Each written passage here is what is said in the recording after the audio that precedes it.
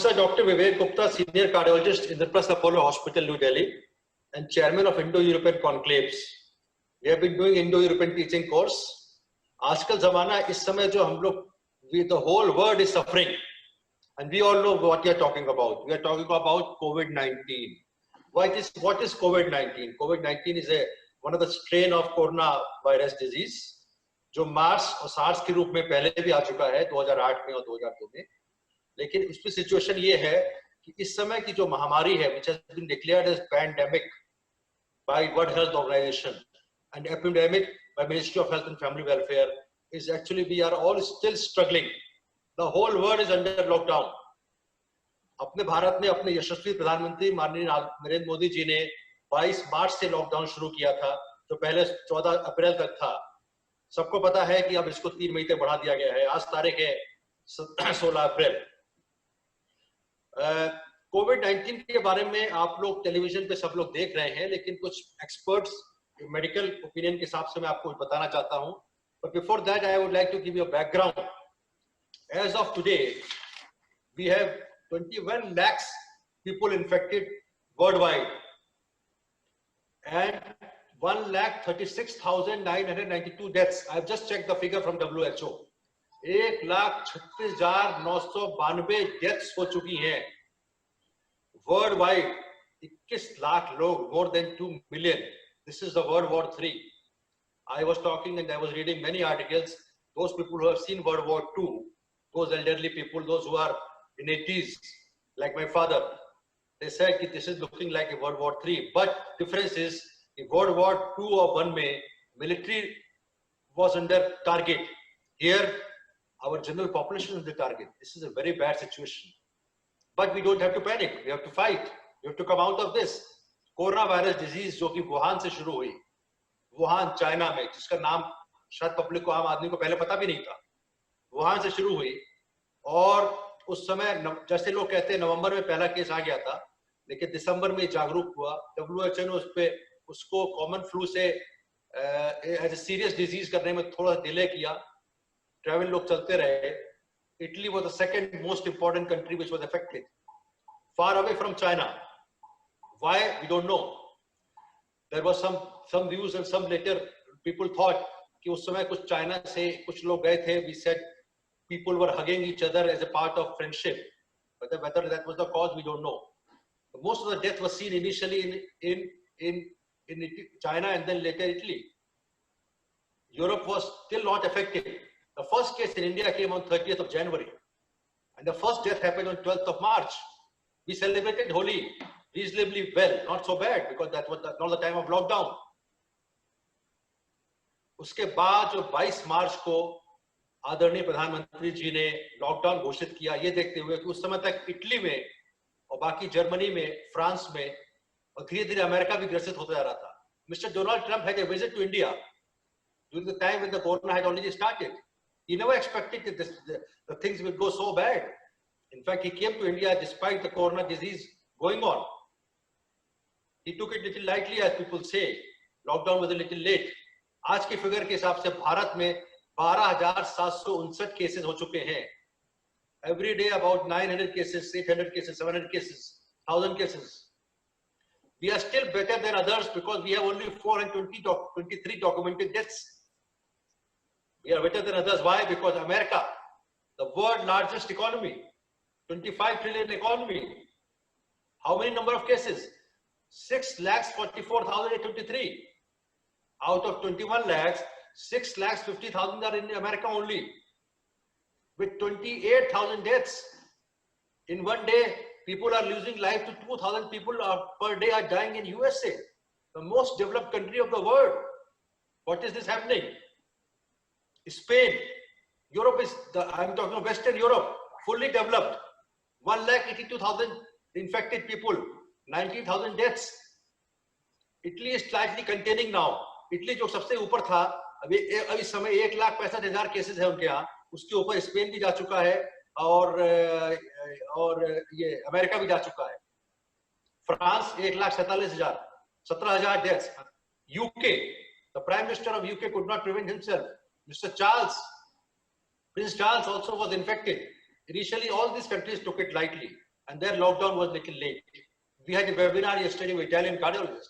We said why Italy was most affected initially. They said our lockdown was late. They all thought that it's a simple flu. In fact, it was known as common flu by Mr. Donald Trump. Later on, he says it's China virus. Now we are all suffering. The whole world, out of 6 billion people in the world, more than 3/4 are under lockdown. Never ever in my knowledge, and in fact, the whole century, this has happened. China says that we have contained. They already say the only 3,000 deaths.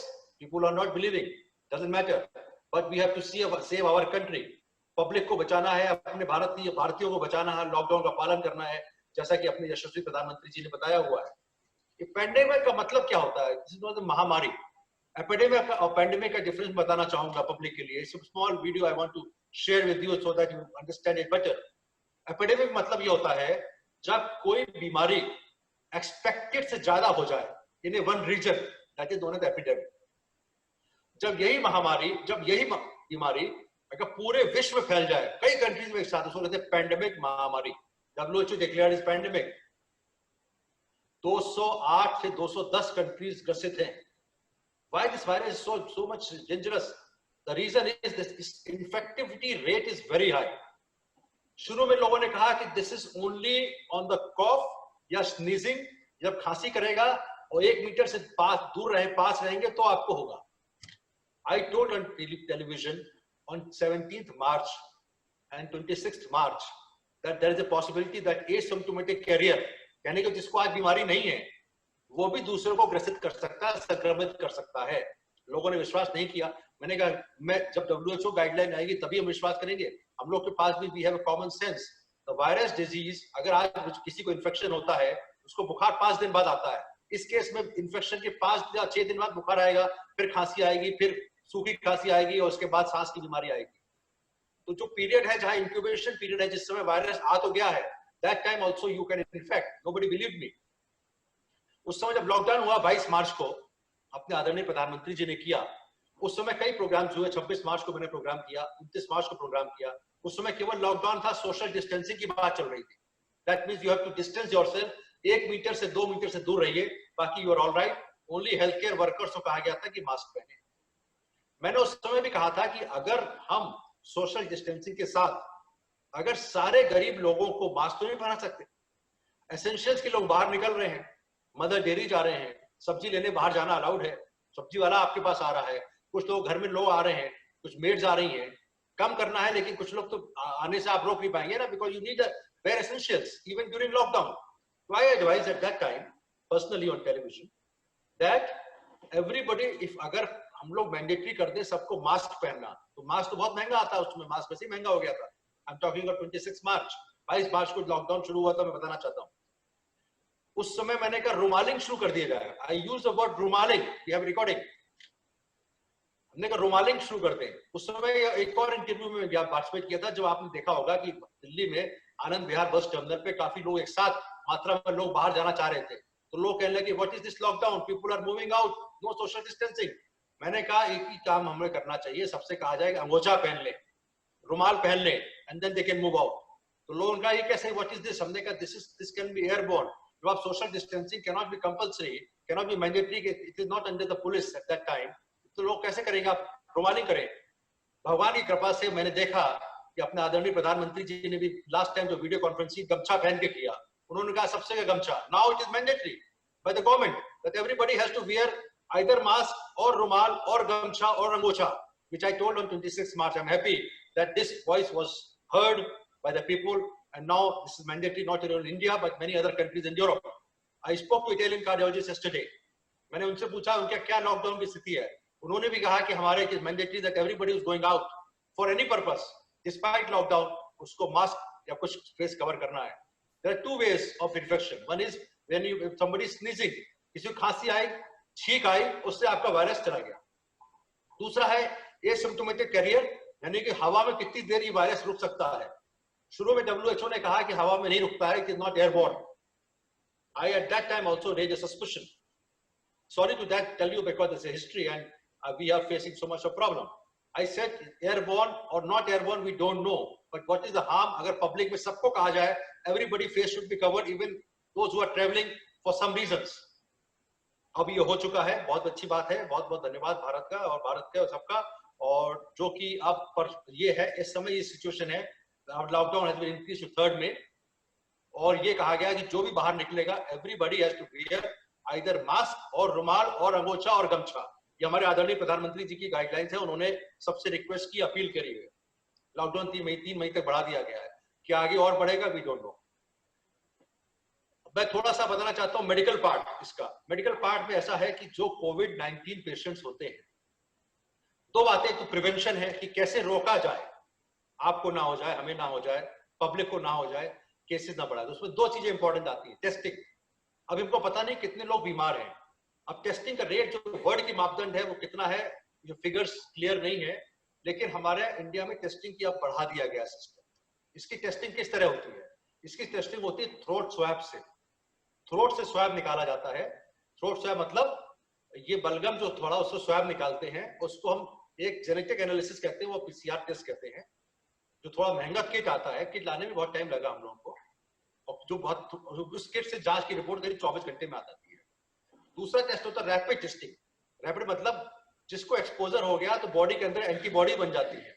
वो antibody जो होती है IgM IgG antibody होती है, वो हम blood test करते हैं, जैसे ट्रोपोनिन टेस्ट करते हैं, जैसे ब्लड शुगर टेस्ट करते हैं, उसी तरह किट है। हल्का सा ब्लड डाला और 15-20 मिनट में, आधे 10-5 मिनट में पता लग जाता है वेदर यू आर एक्सपोज्ड और नॉट। लेकिन वो एक्सपोजर है, उसमें फॉल्स पॉजिटिव और फॉल्स नेगेटिव दोनों होते हैं। This is known as rapid testing. हमारे भारत में रैपिड टेस्टिंग अभी आईसीएमआर की गाइडलाइंस के हिसाब से जल्दी ही आने वाली है, जो करके कम्युनिटी लेवल पे करा जाएगा। PCR testing is a very good testing, it's expensive. अभी मैं वेबिनार कर रहा था, जो कोविड पेशेंट, ये तो हो गया प्रिवेंशन के लिए कि टेस्ट करके पता लग गया, जिसको कोविड हो जाएगा उसको क्या कहा जाएगा, उसको आइसोलेशन में रहना पड़ेगा क्योंकि उसको हल्का बुखार है। अब मैं बताना चाहता हूं, कोविड-19 के पेशेंट्स, कोरोना वायरस डिजीज के पेशेंट, सारे पेशेंट सीरियस नहीं होते। 80% पेशेंट नॉर्मल रहते हैं, केवल 20% पेशेंट सीरियस हो जाते हैं। पहले कहा जाता था कि 80 साल के ऊपर जो होंगे उन्हीं को सीरियस होंगे, लेकिन अभी डाटा देखा गया है, अपने इंडिया का डेटा देखा गया है, इवन 60 साल के नीचे के लोगों को भी बीमारी हुई है। लेकिन ये बात सही है, जो 70 साल के ऊपर है या 80 साल के ऊपर है, उनको बीमारी सीरियस होने की संभावना ज्यादा है। सीरियस मतलब केवल खांसी बुखार नहीं, उनको निमोनिया भी हो जाए। निमोनिया हो गया, फेफड़ा में आ गया, फिर आपके ऑक्सीजन रिक्वायरमेंट बढ़ गई, फिर आपको वेंटिलेशन की जरूरत पड़ेगी। पहले नॉन इन्वेजिव वेंटिलेशन जो कि प्रेशराइज मास्क होता है, फिर आपको आर्टिफिशियल वेंटिलेशन की जरूरत पड़ेगी। ऐसे केसेस के 5% केसेस हैं, और कुछ परसेंटेज केसेस ऐसे भी हैं, डिपेंडिंग अपॉन द एज।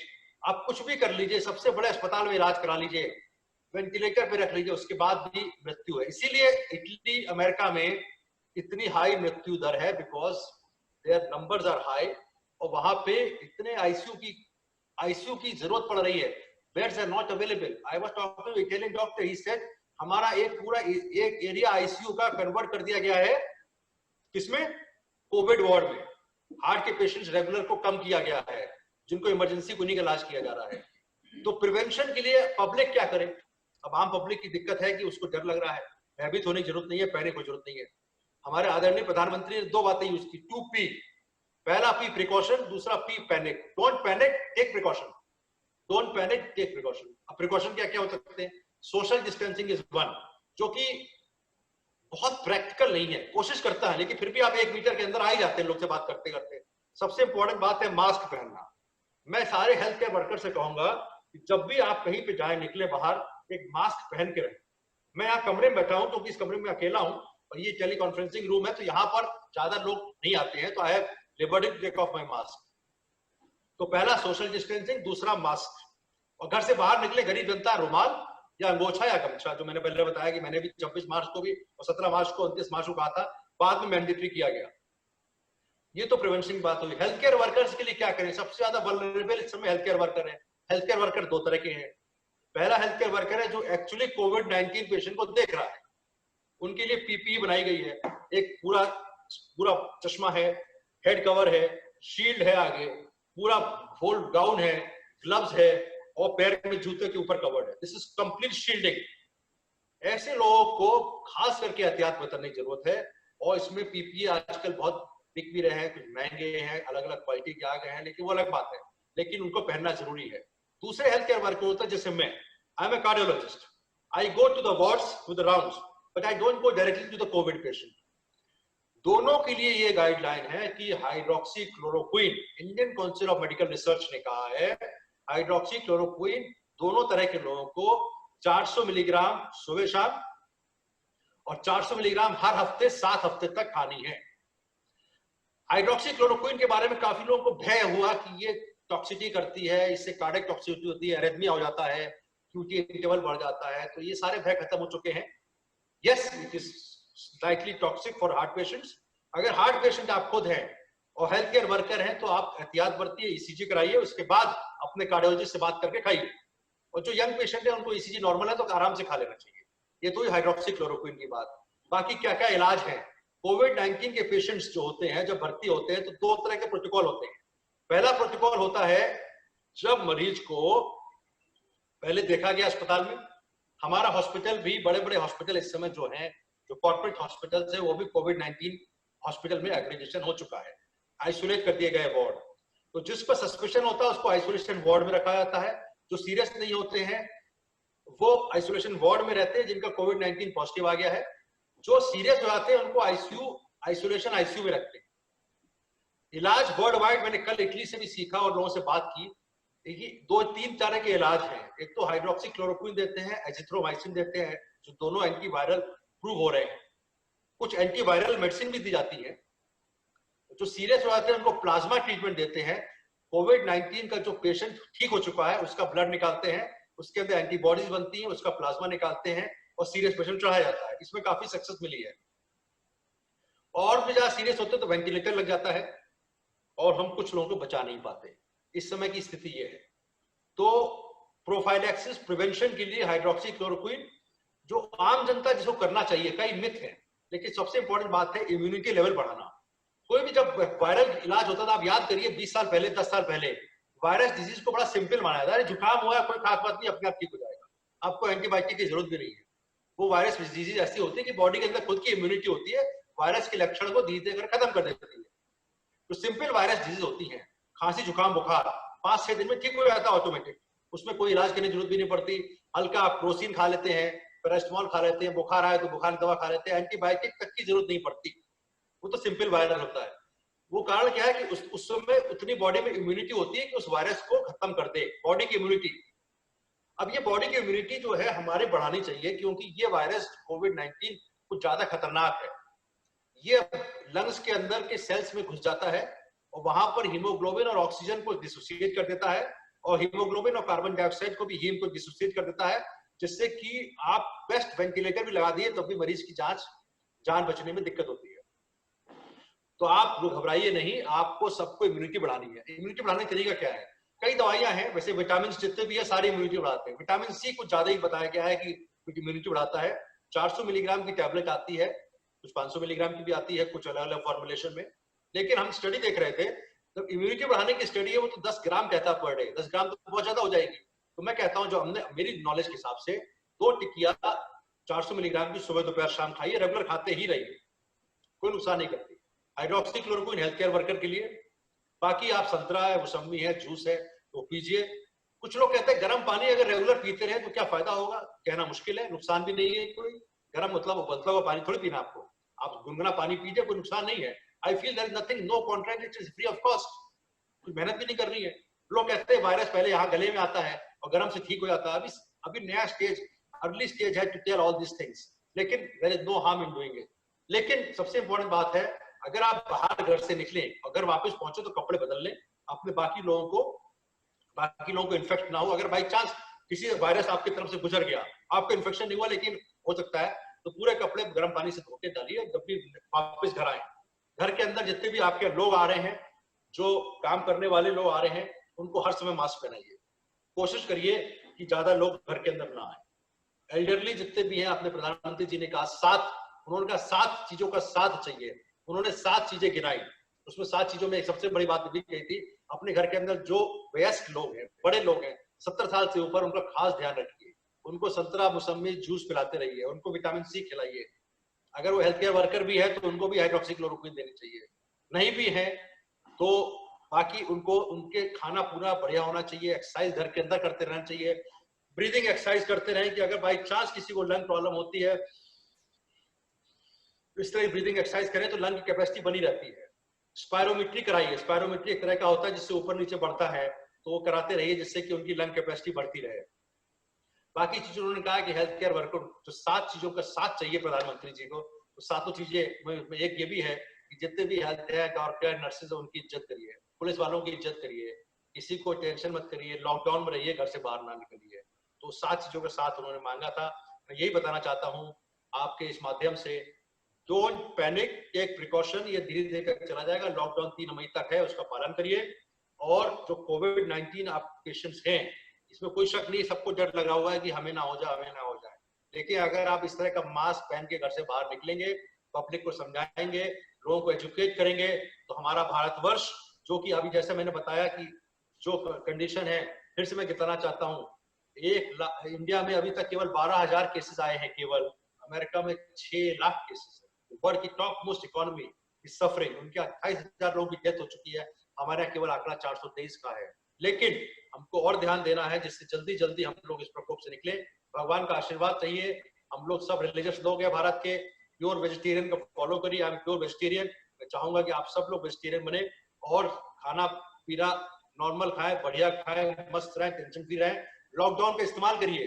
अभी मैं देख रहा था टेलीविजन पे, लॉकडाउन में 2 से 3 तरह के लोग हैं। एक तो टेंशन में रहते हैं घर के अंदर, अरे कब लॉकडाउन खुलेगा, कब नहीं खुलेगा। दूसरे वो हैं कि जो ठीक है काम तो कर रहे हैं लेकिन जनरल काम कर रहे हैं। तीसरे वो है कि इसको ओवर यूटिलाइज कर रहे हैं, अरे खाली हो गए तो लेट मी स्टडी। स्टूडेंट से कहूंगा पढ़ाई करें, एक्स्ट्रा पढ़ाई करें, जो आगे पढ़ाया जाने वाला वो पढ़ते रहें।